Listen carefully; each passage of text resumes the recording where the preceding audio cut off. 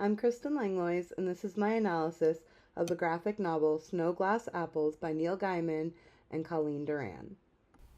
Snow Glass Apples, an analysis by Kristen Langlois. This was made by a creative writing team including Neil Gaiman, the writer, Colleen Doran, the illustrator, and Todd Klein, who did lettering. The team further included president and publisher Mike Richardson, editor Daniel Chabon, assistant editor Chuck Howitt, designer Cindy Kassereg-Sprague, digital art technician Anne Gray, and color assistance from Val Trulinger. This book was published by Dark Horse Books. Dark Horse Books was created in 1986 by founder and president Mike Richardson. He also founded Dark Horse Entertainment and the retail chain called Things from Another World. Dark Horse Entertainment made movies such as The Mask, and Dark Horse Books made comics such as Living with the Dead. The length of this comic varies by publication date, but according to Google, the copy I have currently claims to have 64 pages. I found that this is untrue, and actual story content reaches only 49 pages. This is story only, not including the publications page or the page of art and title page before it.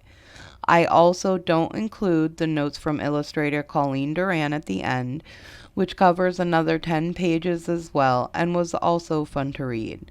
The story content alone holds 49 pages of the story Snow Glass Apples. The act breakdown is as follows. On pages 1 to 19, we have established that the queen wants to kill Snow White because Snow White is actually a vampire who has killed her father, the king, and that the queen has Snow White's still beating heart hanging above her bed. We've established the forest people and the traders that come each year. The world is set up. On page 20 and 21, the world dynamic changes and the first two conflicts emerge, with the forest people and other traders no longer coming to the village, and the queen established as the queen, with Snow White gone and a 2-year time gap in between. This act ends when the prince turns the queen away and leaves to find his bride. This does not fit the model since, in my opinion, and according to a breakdown of the classic plot of Snow White, Act 2 begins when the queen decided to kill Snow White and the setup is complete. Then Act 2 ends when Snow White is awoken, and Act 3 starts with them killing the evil queen.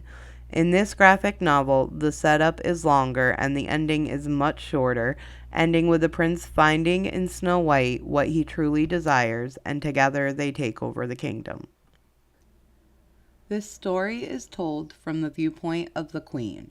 She is a witch herself, but not evil. Her goal is to rid the kingdom of Snow White. The conflict in Act 2 does support this when she tries to poison Snow White. The queen has a clear arc, transitioning from a dismissive stepmother simply barring the door from her stepdaughter to a wounded widow there at the end for her tortured husband. Without going into too much detail, the king dies due to his daughter feeding on him and sexually assaulting him.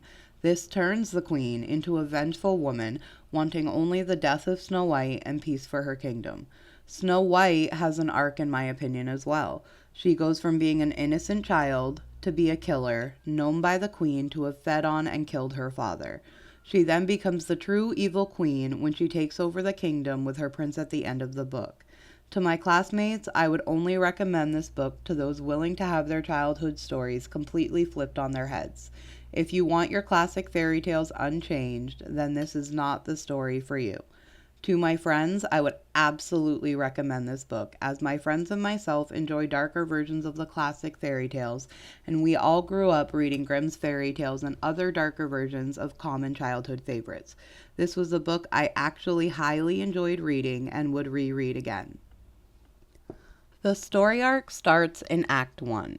The widowed king takes a new queen after his wife died in childbirth. The new queen, a witch, used her looking glass to see him. The queen at first never saw Snow White until she appeared in the queen's chamber one night and bit her hand.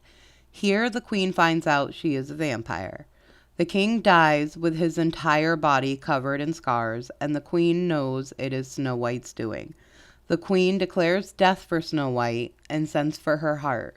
She knows it is Snow White's heart since it still beats. She hangs it above her bed, and all is well for a time. Act 2 starts with conflict. The queen notices less travelers and traders and uses her magic mirror to find Snow White and see what she has been doing. When she finds out that Snow White is doing to travelers what she did to her father, the queen poisons an apple and disguises herself and successfully poisons Snow White. The queen then meets a prince who rejects her since she won't lie as a corpse while lovemaking. The prince leaves her. Act 3 starts with the prince finding Snow White, and in hasty lovemaking dislodges the apple in her throat. Snow White and the prince return and burn the queen alive and take over the kingdom. The book uses few panels, and I found it is mostly moment to moment when panels are used. Most of the book is page as a comic style with full page artwork and no panel breaks in between. The flow of the book uses free space to pull the reader through the artwork. As we see with the arrows I've placed, the words pull your eyes through the page and through the artwork. A fun fact found in the back of the book in the illustrator's notes is that the illustrator Colleen Duran used inspiration for the prince from Harry Clarke's The Song of the Prince stained glass artwork.